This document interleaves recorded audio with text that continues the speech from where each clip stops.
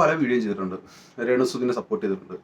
പക്ഷേ ഇപ്പം രേണുസുദ് കുറേ വീഡിയോകൾ കാണാനിടയായി. കാരണം ഞാൻ ഇതിനു മുമ്പ് ഞാൻ പറഞ്ഞിട്ടുണ്ട്, അവർ ഒരു നെഗറ്റീവിലൂടെ തന്നെയാണ് മുന്നോട്ട് പോകുന്നത്. അവരെവിടെ വെച്ച് സ്റ്റോപ്പ് ആകാനുള്ള ചാൻസ് വളരെ കൂടുതലാണ്.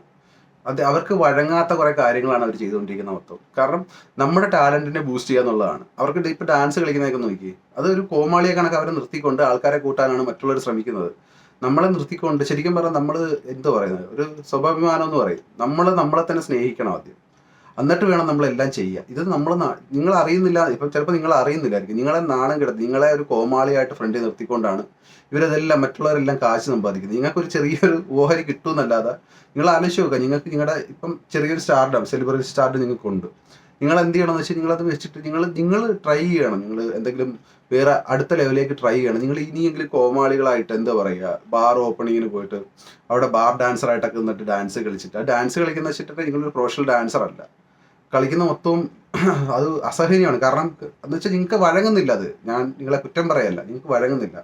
കാരണം നിങ്ങളത് കളിച്ച് നമുക്കത് ഒരു രസമായിട്ടും തോന്നുന്നില്ല. കാരണം അലൻ ജോസ് പെരേരയുടെയൊക്കെ നിങ്ങൾ റീൽസൊക്കെ എടുത്തിട്ട് നിങ്ങൾക്ക് എന്ത് ക്യാഷിന് വേണ്ടി നമ്മൾ ഒരിക്കലും ഞാൻ പറഞ്ഞില്ല, സ്വഭാവമാനം വിട്ടിട്ടൊരു ജീവിതം നമുക്ക് സ്വീകരിച്ചു കഴിഞ്ഞാൽ നാട്ടുകാർക്ക് മുന്നിൽ കോമാളിയായിട്ട് ജീവിക്കാവുന്നേ പറ്റത്തുള്ളൂ.